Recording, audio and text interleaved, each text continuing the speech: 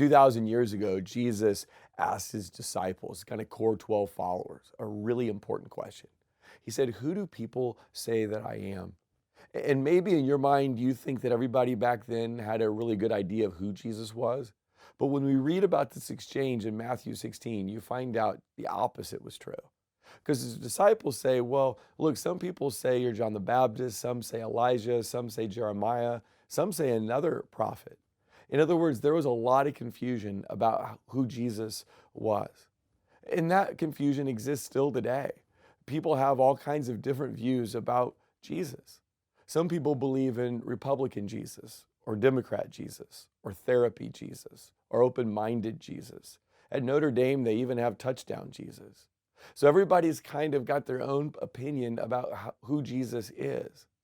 But Jesus wasn't asking his disciples that question in order to learn something from them. He was asking them that question to set up the next one. Because after they responded, he looked at them and said, "Who do you say that I am?"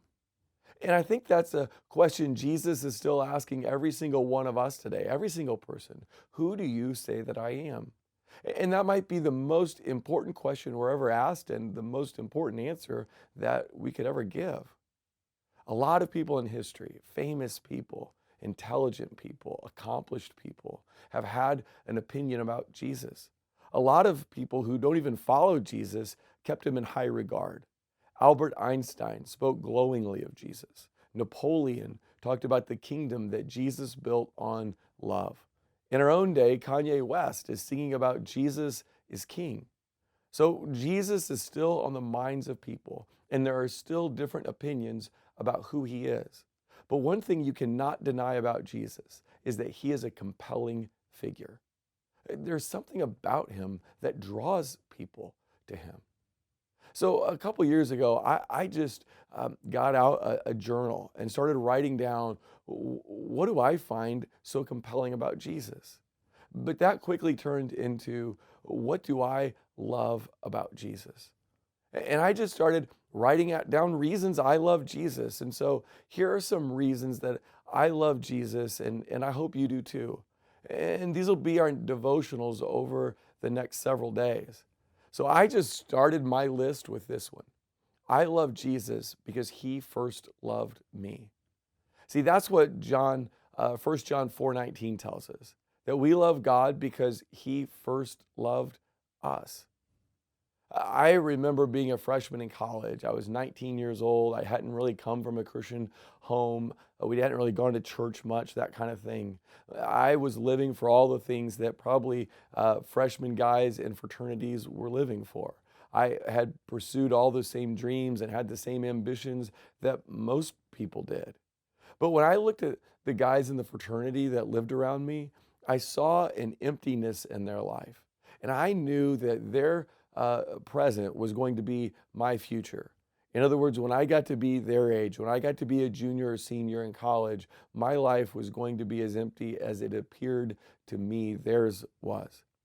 And I started remembering back to this Bible camp that my parents had taken me to. I was 7 years old, and I'm not sure exactly why they dropped me off there for the week. Maybe it was just to get a break from me. I wouldn't blame them if that was the motivation. But there I heard for the first time clearly about Jesus being my Savior, that Jesus is the one who died on the cross for my sins. And it really didn't hit me until I was a 19-year-old freshman at Mizzou. 12 years later, I couldn't get that thought out of my mind, that somehow Jesus and following him was the solution to the emptiness that I felt in my heart. Well, I ended up putting my hope and faith in Jesus. I ended up saying, I want to be a Jesus follower. And at that point in my life, I think I was making decisions about Jesus that sure felt like I was in control. But 1 John 4:19 tells me that God was in control, that I was drawn to him because he had first worked in my heart.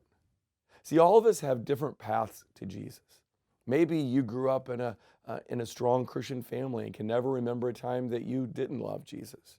Maybe you grew up in a moralist tradition, and it took you a while to figure out that Jesus is not the same thing as good behavior. Maybe you come from a big party background. Maybe you became a Christian through a tragedy in your life. Or maybe like C.S. Lewis, it's joy that led you to put your faith in Jesus. There's so many different paths to Jesus, but here's what they all have in common. They all started because he was at work in our life. That no matter how we got to him, it started because he is the one who is working in our heart, that we love him because he first loved us. See, none of us would be where we are. None of us would want to follow Jesus if he hadn't opened our eyes to see his beauty. If he hadn't opened our heart to give us faith. If he hadn't opened our mind so that we could grasp that he loves us, that he pursued us, that he died for us. See, I love Jesus because he first loved me. See you tomorrow.